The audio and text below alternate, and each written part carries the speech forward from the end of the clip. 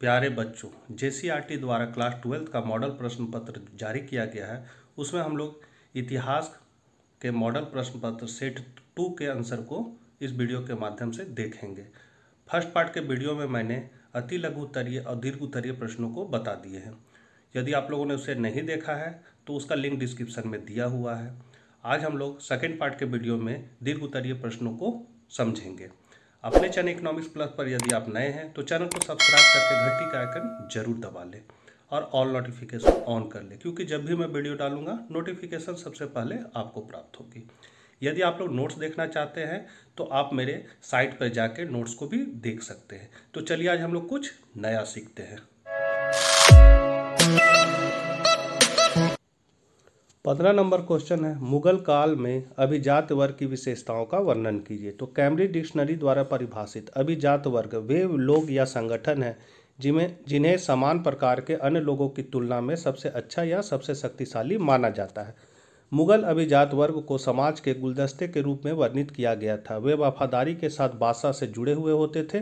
जब मुगल साम्राज्य का निर्माण हो रहा था उस समय भी तुरानी वाली ईरानी अभिजात वर्ग अकबर के शाही सेवा में शामिल थे। भारतीय मूल के दो स्थानीय समूहों को 1560 ईस्वी में शाही सेवा में प्रवेश हुआ।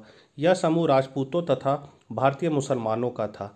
अम्बेर का राजा भारमल कछवाहा इसमें नियुक्त होने वाला प्रथम भारतीय व्यक्ति था। सभी मनसबदारों को जात एवं सवार के पद प्रदान किए जाते थे। ये संख्या विषयक पद होते थे। जात का अर्थ व्यक्तिगत होता था। जात शाही पदानुक्रम में मनसबदार के पद और वेतन का सूचक था। सवार यह सूचित करता था कि कितने घुड़सवार रखना अपेक्षित है।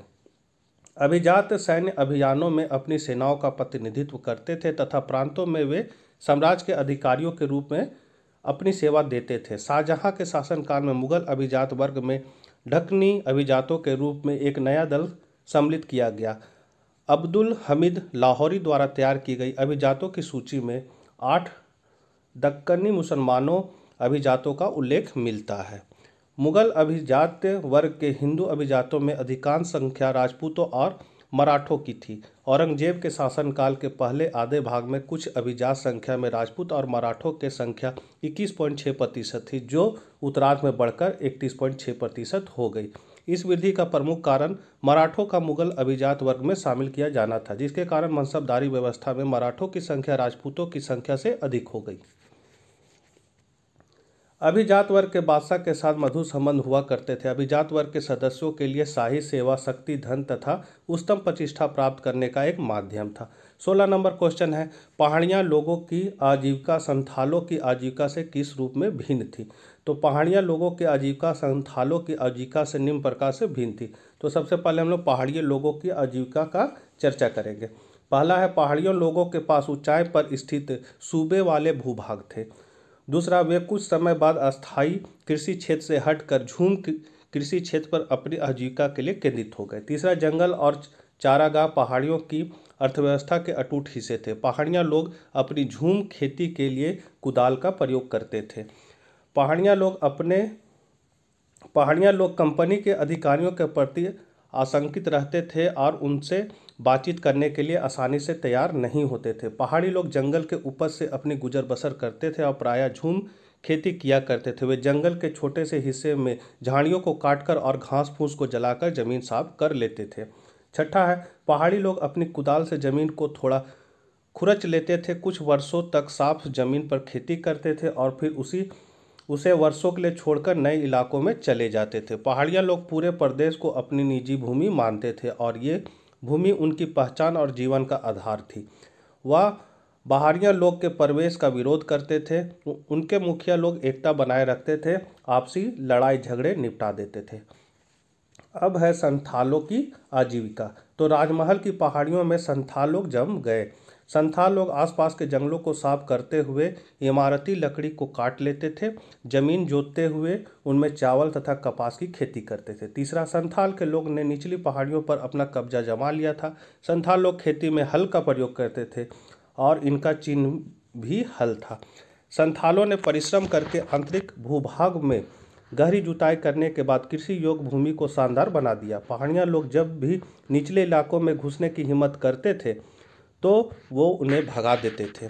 संथालों ने अपने से पहले राजमहल की पहाड़ियों में बसने वाले पहाड़ी लोगों को चट्टानी और अधिक बंजर भीतरी शुष्क भागों तक सीमित कर दिया। छठा है, संथालों के पास पहाड़ियाँ लोगों के मुकाबले अधिक उपजाऊ भूमि होती थी, जिसके कारण पहाड़िया लोग खेती के अपने तरीकों को आगे सफलतापूर्वक नहीं चला सके। सातवां है, जिस भूमि पर संथालों ने अधिकार कर लिया वे अस्थायी खेती करने लगे, अपनी स्वायत्तता स्वयं स्थापित करने वाले आदिवासियों के रोल में उभरते चले गए। 17वां नंबर क्वेश्चन है, 1857 के विद्रोह के परिणामों का वर्णन करें। तो 1857 के विद्रोह का परिणाम निम्नलिखित है। पहला, 1857 की क्रांति से कंपनी शासक का अंत हुआ। डिटेल है इसका। 1857 के विद्रोह का प्रमुख परिणाम यह रहा कि 2 अगस्त 1858 को ब्रिटिश संसद ने एक अधिनियम पारित किया जिसमें भारत में कंपनी के शासन का अंत कर दिया गया और ब्रिटिश भारत का प्रशासन ब्रिटिश ताज क्राउन ने ग्रहण कर लिया था। इसके अलावा board of control and board of directors समाप्त कर दिए गए थे और इसके स्थान पर भारत सचिव और उसकी सहायता के लिए 15 सदस्यों की इंडिया काउंसिल बनाई गई। कंपनी द्वारा भारत में किए गए सभी समझौतों को मान्यता प्रदान की गई। क्रांति के पश्चात भारत के गवर्नर जनरल को वायसराय कहा जाने लगा था। भारत में 1857 के विद्रोह के बाद जो परिवर्तन आए उससे संपूर्ण भारत में नए युग का सूत्रपात हुआ। दूसरा पॉइंट है, 1857 की क्रांति के बाद महारानी का घोषणा पत्र। 1857 के विद्रोह के बाद जनसाधारण का जीवन अस्त व्यस्त व अशांत हो गया था। इस दौरान जनता में शांति बनाए रखने के लिए जनता के लिए निश्चित नीति एवं सिद्धांतों की घोषणा के लिए इलाहाबाद, वर्तमान में प्रयागराज में धूमधाम से एक दरबार का आयोजन किया गया था, जिसमें 1 नवंबर 1858 को लॉर्ड कैनिंग ने महारानी द्वारा भेजा गया घोषणा पत्र पढ़कर सुनाया गया। महारानी ने इस घोषणा पत्र को मैग्ना कार्टा में कहा जाता है। घोषणा पत्र में लिखी गई प्रमुख बातें निम्नलिखित है। पहला, भारत में जितना अंग्रेजों का राज विस्तार है वह पर्याप्त है, इससे ज़्यादा अंग्रेजी राज विस्तार नहीं होगा। दूसरा, देसी राज्यों व नरेशों के साथ जो समझौते व प्रबंध निश्चित हुए हैं उनका ब्रिटिश सरकार सदा आदर करेगी तथा उनके अधिकारों की सुरक्षा करेगी। तीसरा, धार्मिक सहिष्णुता एवं स्वतंत्रता की नीति का पालन किया जाएगा। चौथा, भारतीयों के लिए स्वतंत्रता का व्यवहार किया जाएगा तथा उनके कल्याण के लिए कार्य किए जाएंगे। पाँचवां, प्राचीन रीति रिवाजों, संपत्ति आदि का संरक्षण किया जाएगा। छठा है, सभी भारतीयों को निष्पक्ष रूप से कानून का संरक्षण प्राप्त होगा। सातवां, बिना किसी पक्षपात के शिक्षा, सच्चरित्र और योग्यता अनुसार सरकारी नौकरी प्रदान की जाएगी। आठवां, उन सभी विद्रोहियों को क्षमादान मिलेगा जिन्होंने किसी अंग्रेज की हत्या नहीं की है। अगला पॉइंट है, 1857 की क्रांति से सेना पुनर्गठन। शासन द्वारा पील आयोग की रिपोर्ट पर जाति और धर्म के आधार पर रेजिमेंट को बांट दिया गया और सेना ने भारतीयों की अपेक्षा यूरोपीय सैनिकों की संख्या को बढ़ा दिया गया था। इसके अलावा उच्च पदों में से भारतीयों को वंचित रखा गया और तोपखाना व अन्य महत्वपूर्ण जिम्मेदारियों को यूरोपियों के हवाले कर दिया गया। अगला पॉइंट है, फूट डालो राज करो नीति। 1857 की क्रांति में कई हिंदू एवं मुसलमानों ने भाग लिया, जिसमें मुसलमानों हिंदुओं की अपेक्षा अधिक उत्साहित थे। अंग्रेजों ने हिंदुओं का पक्ष लेकर हिंदुओं और मुसलमानों के मध्य फूट डालो राज करो का माध्यम को अपनाया, जिसका परिणाम यह हुआ कि हिंदू और मुसलमान में मनमुटाव पैदा हो गया, जिसका भावी राष्ट्रीय आंदोलन में प्रतिकूल प्रभाव पड़ा। अगला पॉइंट है, देशी रियासतों के लिए नीति में परिवर्तन। तो 1857 की क्रांति के पश्चात राज्यों को हड़पने की नीति को त्याग दिया गया और अधीनस्थ संघ की नीति प्रारंभ करके देशी रियासतों को अधीनस्थ किया गया। इसके अलावा भारतीय रजवाड़ों के प्रति विजय और विलय की नीति का परित्याग कर सरकार ने राजाओं को बच्चे गोद लेने की अनुमति प्रदान करने की, जिससे वे अपने वंश को आगे बढ़ा सकते थे। 18 नंबर क्वेश्चन है, नमक सत्याग्रह की पृष्ठभूमि एवं उद्देश्यों का वर्णन करें। तो नमक सत्याग्रह की पृष्ठभूमि, गांधी और जवाहरलाल नेहरू के नेतृत्व में भारतीय राष्ट्रीय कांग्रेस ने सार्वजनिक रूप से 26 जनवरी 1930 को आज़ादी की घोषणा पूर्व स्वराज जारी की। नमक मार्च से दांडी 6 अप्रैल को गांधी द्वारा अवैध नमक बनाने के साथ निष्कर्ष निकाला गया। 1930 ने ब्रिटिश नमक कर के खिलाफ राष्ट्रव्यापी विरोध प्रदर्शन शुरू किया। 4 मई 1930 को गांधी ने भारत के वायसराय लॉर्ड इरविन को लिखा, जिसमें धर्सन नमक वर्कर्स पर हमला करने का इरादा बताया गया। उसे तुरंत गिरफ्तार कर लिया गया। भारतीय राष्ट्रीय कांग्रेस ने कार्रवाई की प्रस्तावित योजना के साथ जारी रखने का फैसला किया। नेहरू और सरदार वल्लभ भाई पटेल समेत योजनाबद्ध दिन से पहले कई कांग्रेस नेताओं को गिरफ्तार किया गया था। इसका मुख्य उद्देश्य अंग्रेजों द्वारा लागू नमक कानून के विरुद्ध सविनय कानून को भंग करना था। दरअसल अंग्रेजी शासन में भारतीयों को नमक बनाने का अधिकार नहीं था। उन्हें इंग्लैंड से आने वाला नमक का ही इस्तेमाल करना पड़ता था। इतना ही नहीं, अंग्रेजों ने इस नमक पर कई गुना कर भी लगा दिया था। लेकिन नमक जीवन के लिए आवश्यक वस्तु है, इसलिए इस कर को हटाने के लिए गांधी ने यह सत्याग्रह चलाया था। 1 साल तक चला था सत्याग्रह। 80,000 लोगों को हुई थी जेल। लगभग 25 दिन बाद 6 अप्रैल 1930 को 241 मील की दूरी तय कर यह यात्रा डांडी पहुंची थी। तत्पश्चात गांधी ने कच्छ भूमि में समुद्र तल से एक मुट्ठी नमक उठाकर अंग्रेजी हुकूमत को सशक्त संदेश दिया और नमक कानून को तोड़ा। यह आंदोलन तकरीबन 1 साल तक चला, जिसमें 70,000 से भी ज़्यादा भारतीयों को गिरफ्तार किया गया था। 1931 में गांधी और तत्कालीन वायसराय लॉर्ड इरविन के बीच हुए समझौते के साथ इस सत्याग्रह को खत्म किया गया था, किंतु जब तक चिंगारी भड़क चुकी थी और इसी आंदोलन से सविनय अवज्ञा आंदोलन की शुरुआत हुई, जिसने संपूर्ण देश में अंग्रेजी हुकूमत के विरोध में व्यापक जन संघर्ष को जन्म दिया। और लास्ट क्वेश्चन है, संविधान निर्माण में प्रारूप समिति की भूमिका का वर्णन करें। तो हमारा देश भारत 15 अगस्त 1947 को अंग्रेजों की गुलामी से आज़ाद हुआ, लेकिन आज़ादी से पहले ही स्वतंत्रता सेनानियों के बीच संविधान को लेकर सुगबुगाहट होने लगी थी। संविधान सभा की पहली बैठक 9 दिसंबर 1946 को नई दिल्ली के कॉन्स्टिट्यूशन हॉल में हुई थी। श्री सच्चिदानंद सिन्हा उस वक्त संविधान सभा के अस्थायी अध्यक्ष निर्वाचित किए गए थे, लेकिन बाद में 11 दिसंबर 1946 को डॉक्टर राजेंद्र प्रसाद को संविधान सभा का अस्थायी अध्यक्ष बनाया गया। दुनिया के सबसे बड़े लोकतंत्र के लिए संविधान बनाना कोई आसान काम नहीं था। इसे बनाने में पूरे 2 साल 12 महीने और 17 दिन का वक्त लगा।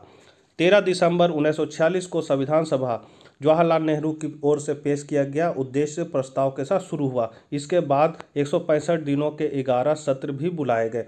भारत की आज़ादी के बाद देश के लीडरों के सामने सबसे बड़ा सवाल यह रहा कि देश कैसे चलाया जाए, मतलब देश का संविधान कैसा हो, जिसके लिए आज़ादी के महज कुछ ही दिनों बाद 29 अगस्त 1947 को संविधान सभा ने संविधान का मसौदा तैयार करने के लिए एक 7 सदस्यीय ड्राफ्टिंग कमेटी का गठन किया, जिसका नेतृत्व डॉक्टर बाबा साहेब भीमराव अंबेडकर ने किया। प्रारूप समिति ने संविधान के प्रारूप पर सोच विचार करने के बाद 21 फरवरी साल 1948 को संविधान सभा को अपनी रिपोर्ट पेश की। संविधान सभा के 11वें सत्र के आखिरी दिन 26 नवंबर 1949 को हमारा संविधान स्वीकार किया गया। इसके बाद 24 जनवरी 1950 को 284 सदस्यों ने इस पर हस्ताक्षर किए। इसके बाद 26 जनवरी 1950 को हमारा संविधान देश भर में लागू किया गया। देश भर में संविधान के लागू होते ही संविधान सभा को भंग कर दिया गया और इसी के उपलक्ष्य में हम लोग गणतंत्र दिवस भी मनाते हैं। प्रारूप समिति के सदस्य तो पहला थे डॉक्टर भीमराव अंबेडकर, अध्यक्ष थे। एस गोपाल स्वामी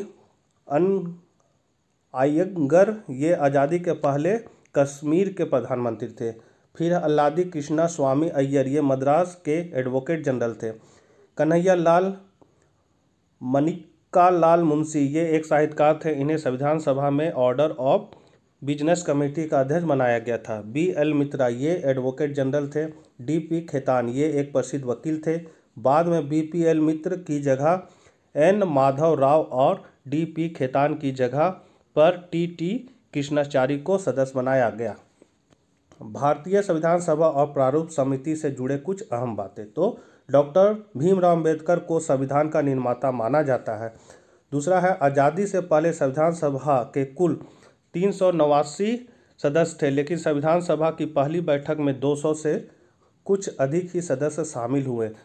तीसरा है, 22 जनवरी 1947 को संविधान सभा ने संविधान निर्माण के कई समितियां नियुक्त की, जिनमें वार्ता समिति, संघ संविधान समिति, प्रांतीय संविधान समिति, संघ शक्ति समिति, प्रारूप समिति प्रमुख थे। अगला है, B.N. राव को संविधान सभा का संवैधानिक सलाहकार नियुक्त किया गया था। अगला पॉइंट है, पंडित जवाहरलाल नेहरू संविधान सभा के संघीय शक्ति समिति के अध्यक्ष थे। अगला पॉइंट है, भारत के संविधान के निर्माण में कुल 63,96,729 रुपये लगे। निष्कर्ष, कुछ तरह से ही प्रारूप समिति के सदस्यों ने मिलकर तैयार किया गया आज़ाद भारत का संविधान। ये संविधान देश में भी लागू भी कर दिया गया, लेकिन जैसे जैसे समय बीतता गया संविधान में संशोधन की मांग भी तेज होने लगी।